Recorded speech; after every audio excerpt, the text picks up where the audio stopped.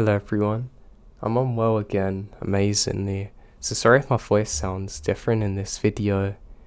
Just want to say I hope you enjoy these and I hope you're having a great time off and I hope you enjoy the holidays. Make sure you check out my Instagram at Joe the Insomniak and my podcast in the description. I'm going to be doing longer videos next week when my voice recovers, so that's coming.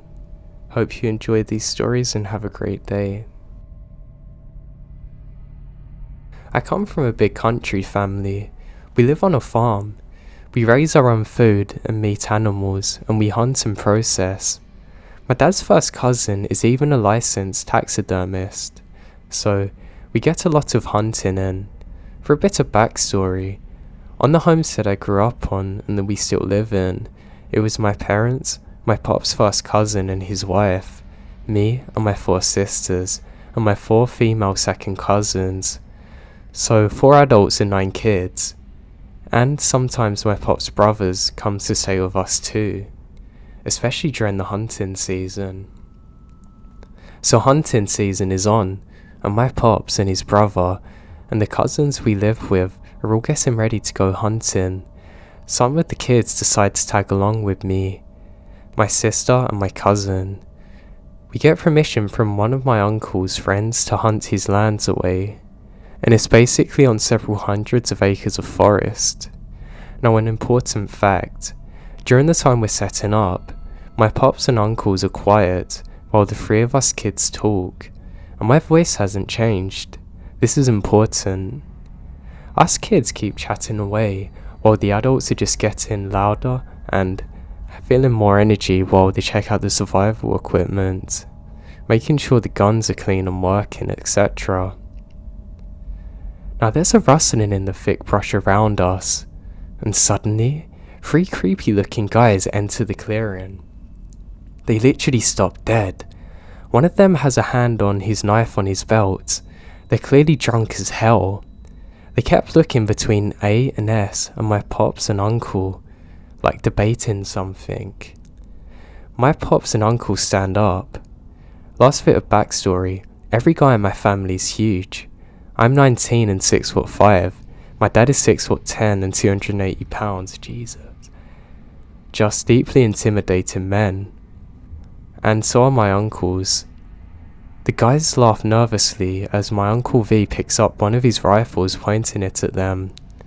The dudes start running off into the clearing like the devil's after them. My pops immediately says we're clearing out. My uncles don't question it, and neither do we.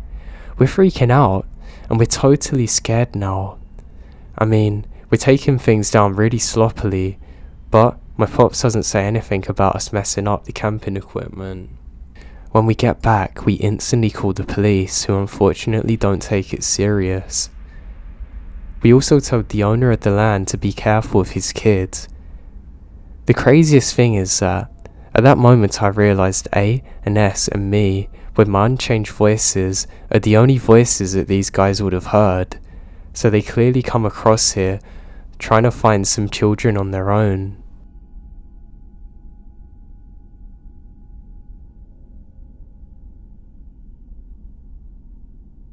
Just down the road from where I lived a few years ago, in southeast Australia, is an opening into about 100 acres of woodlands and bush that I frequently went into when I was younger, to do the usual things, riding and camping, etc. I was out driving at around 11:30 with my girlfriend, and as we're in the area, I decided to show her the woodlands while we sat in the area, as she enjoys everything to do with nature. And it's still summer, so it's an extremely warm night. I left my car with the light shining into the trees as we weren't going too far in, and it was pitch black inside, and the 2 of us just kind of sat around chatting and just relaxing. She was sitting on a sort of map of the area that had been used before, and there was some plastic around us. I kept getting this feeling like we're being watched though. Now I've read on here a few people have said that they felt like they're in danger, although nothing around them was off. Everything was fine, apart from the feeling I had, and I just can't explain it. After lighting another cigarette, my nerves are calmed. I scan the tree line again and realise that it looked different than before. It was only after starting into the dark that I saw that there was now moonlight, lighting up all around us, and I can see a black shape blocking where we come from before. This I didn't see before. I've got goosebumps just typing this, but the only way to describe it is that all sound just ceased and everything went dead silent for a few seconds. I had this disgusting feeling of dread coming over me as I saw motion in the dark path, as something literally crawls towards us on all fours.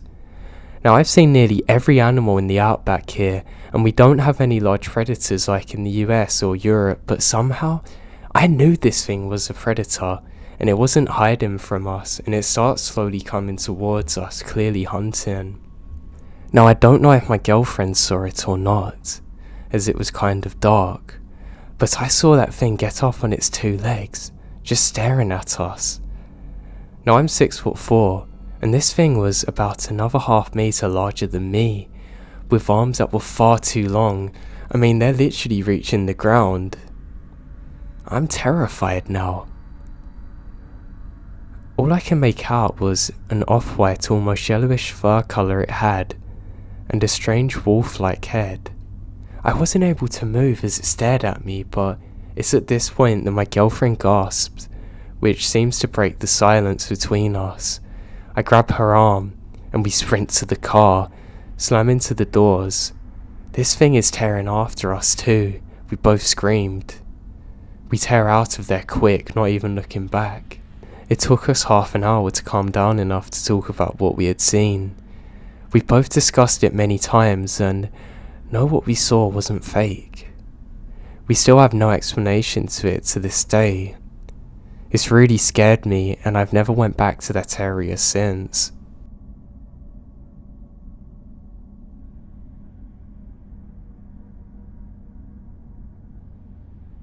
I always used to go camping a few years ago. I stopped doing it as much recently because of work, but I still get out there on the odd occasion, and I love it. I never had anything weird happen to me while I was actually camping. Some of the strangest things would happen when I was driving. It was never too bad. I'd just see strange lights in the sky, but I was sure that was just because I was tired. There was one thing I could never explain though, however. So I was driving back from a camping trip one summer's evening when I see somebody standing in the road. I don't know what they're doing, so I slowly drive up to them. They're not facing me, they're facing directly away from me. I turn my lights on to try and let them know that I'm there, but they don't move. I stop my car and get out and I say, "Hey bud, I need you to move out of the road for me please, is everything okay?" And I'm not kidding you, the second I finish my sentence, they fall to the ground. Well, I say they, all of their clothes do. It's almost like somebody just disappeared. I rub my eyes and I'm sure that I'm just sleep deprived and hallucinating, and I get back in my truck and slowly drive towards it. To my horror, I can see only a pool of blood exactly where I thought the person was standing, but it's dried blood like it's been there for weeks. I have no idea what it is. I immediately do a U-turn, scream to myself for what felt like an eternity, and get the hell out of there. To this day, I still have no idea what happened or who that was. There was nowhere for them to have run, and if they did, I would have saw footsteps in the dirt. There was neither.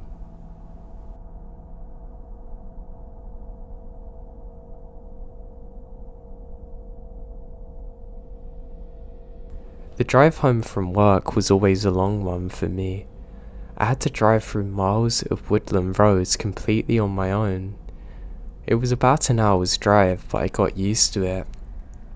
I used to get finished on my night shift at about 10 o'clock, and I'd always turn on the radio and just enjoy my drive. There was one cold winter's night in December that really shook me up though, however. So I'm about 10 minutes into the drive, trying to demist my dashboard, when suddenly I have a feeling come over me like I'm being watched, and I can't shake it. It's a weird feeling, but it went away after a few minutes, and as I'm driving, I suddenly realise that I've lost my power steering. That's odd. It normally comes on again if this happens, which it rarely does, but then I see my lights go off and my engine cut out. It was almost like somebody let off an EMP in the atmosphere. Everything just stops, and I crawl to a halt. I'm confused out of my mind, but I'm not scared. And as I'm sitting there, I become aware of just how dark it is around me. It's literally pitch black because of the trees. 10 seconds later, the radio comes on, and I can hear a staticky voice saying, "Please don't be scared." And suddenly, my engine comes back on without me turning the ignition, and everything else goes back to normal.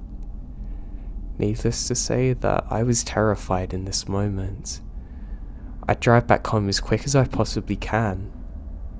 Nothing like it ever happened since, and I still have no explanation to it to this day.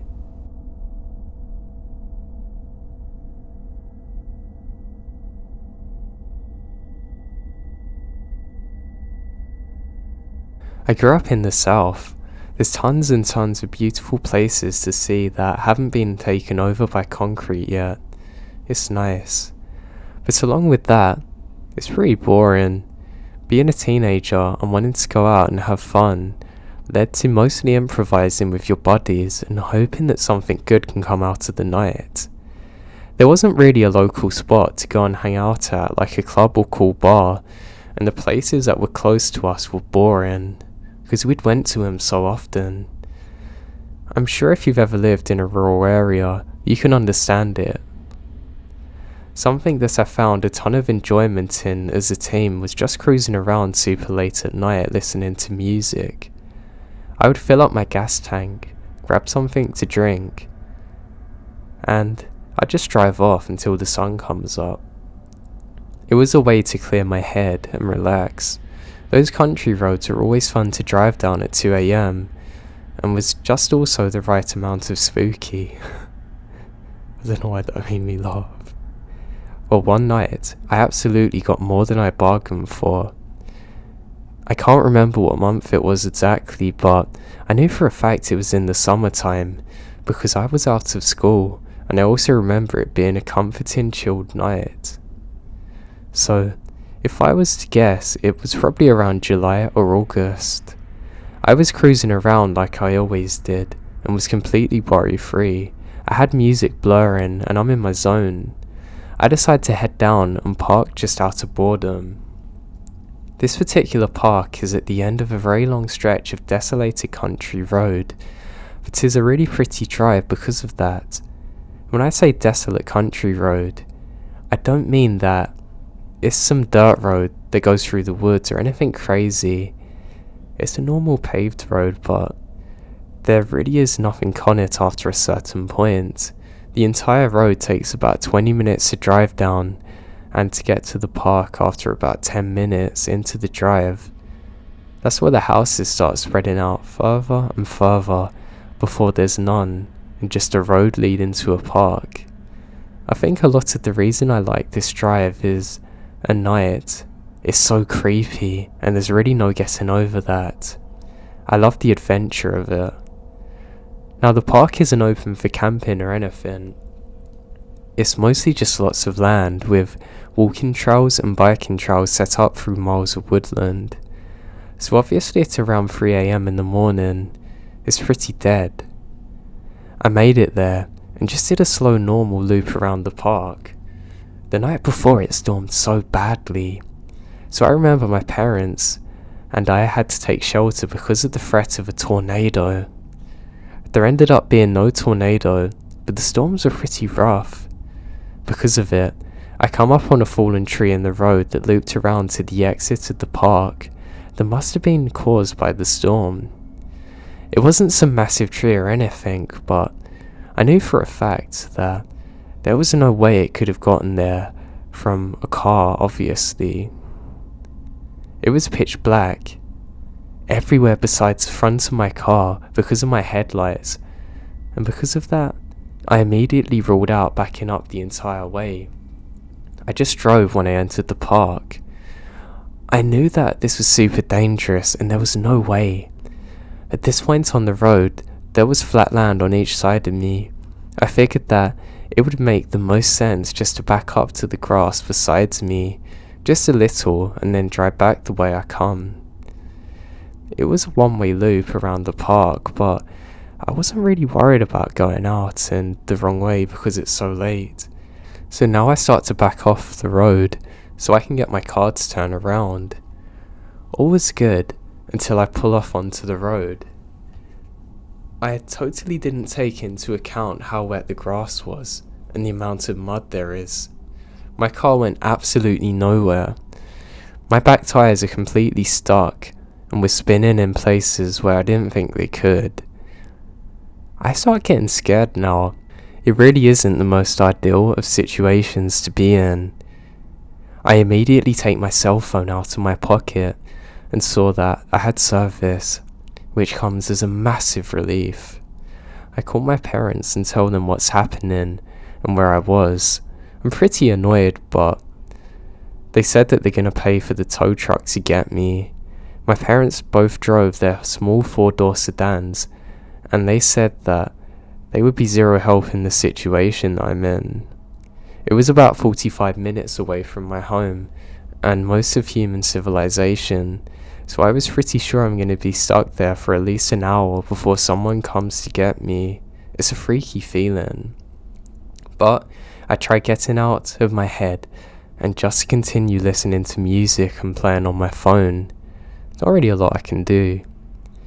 After I kind of calmed down from the initial anger I had, I started to check out my surroundings.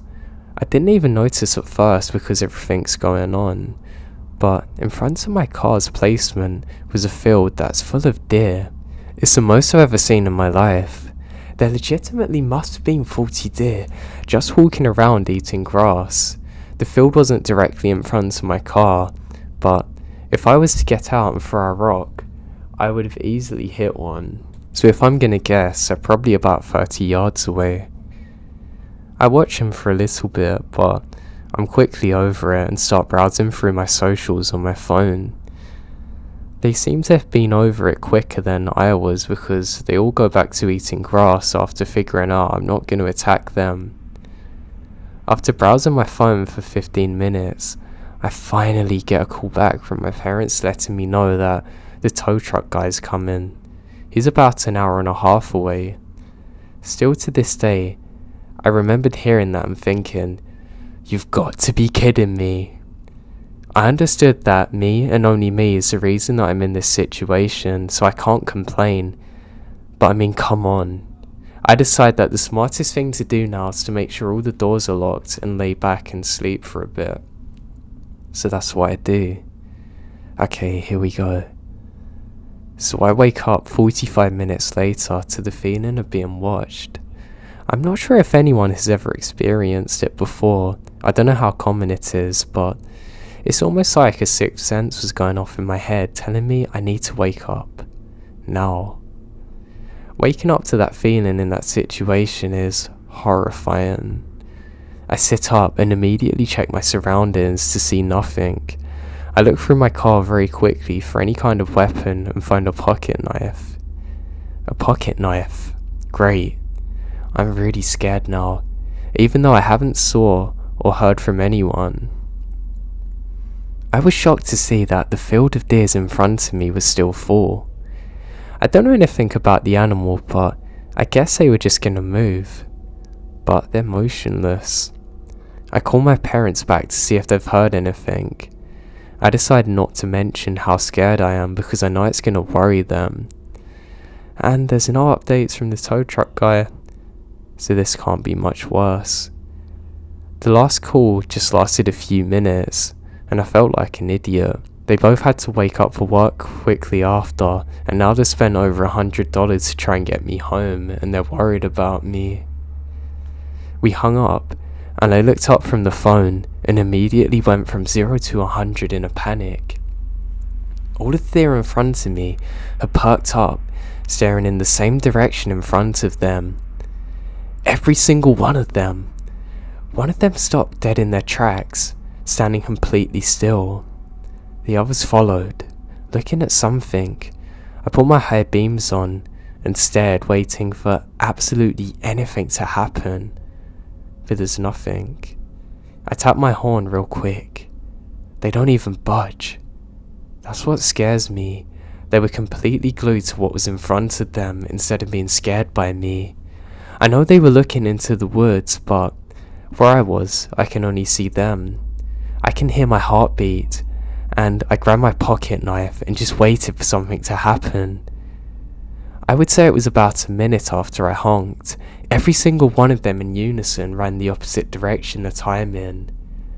And now within 10 seconds, it's completely empty with just me in the field. I'm petrified in fear. I knew that staying in my car would be the safest thing, but I'm now stuck. My head is on a swivel. I'm freaking out in every possible way. I assumed that it's a bear or something, but it could have been absolutely anything. I was convinced at that point that it's the devil himself. I don't know what to do now. I knew that the tow truck was close by, but I have no idea where. I start shaking because of nerves, and just look around me to make sure nothing was by me, and focusing on the field in front of me. I did this for what felt like an actual eternity, sitting in complete silence and darkness in the middle of nowhere, waiting for something to jump out and attack me. Now 15 of the longest minutes of my life go by, and I start to see lights break through the tree line on the road. As it gets closer, I see it's a tow truck guy. The lights on in his truck feel like Jesus coming. He gets up to me and I jump out of the car and say, "Do you have a gun?" I tell him what's happened, and he said something's definitely nearby. He let me know that he grabbed his shotgun in the truck and assured me that it's probably a bear or bobcat. He gave me the whole "they're more scared of you than you're of them" crap. The tree was small enough for him to sort of bulldoze it out of the way and hooked up my car. He wasn't really listening to what I was saying about the story, but knew I was shaken up from it. The whole time, I still had my eyes glued on the field looking for anything. He was completely done with everything in about 15 minutes, and he told me that to follow his truck out of there and onto the main road's the best bet. I got in my car and was ready more than anything to get out of there. We start to move away from the spot I'm in, and I still had my head on a swivel, completely shaken up. As we're driving away, I look in my rear view, and just out of the way, I could see the partially lit up spot where I was from the vehicle lights. I watch in my rear view mirror as a man comes out of the tree line behind my car and walks into the middle of the road watching us. He's a huge person too. My heart stops. I legitimately start bawling out of fear. I can't see any details of the man. I don't care about that, honestly. The feeling when we're driving away was the worst of my life. He stands there the whole time. Now he was there watching me, creeping up on me when I'm completely alone for a very long time. Maybe even coming up to my window watching me sleep. That's a feeling that I can't quite put into words. The entire time we're driving off, as long as I can see him, he doesn't move. He just watches. A million things are racing through my mind now. I was scared that there might have been multiple people waiting for us. I was trying to figure out if I should start beating on my horn or what. I decide all I want to do though is get out of there, more than anything. The second we finally got out of the park and was able to be on two roads, I drive past the tow truck driver doing at least 70 miles per hour. I run inside, quickly saying sorry to my parents and nothing more, run into my room, not sleeping for a single second that night. I was searching everywhere for what could have happened, escaped convicts, whatever. And I've come to the conclusion that I'm never going to know who was out there or what they were planning to do to me. I never told my parents this story either until years after, and it freaked them out when I told them it, even in my older age. I never went back to that park ever again, and I never will for as long as I live.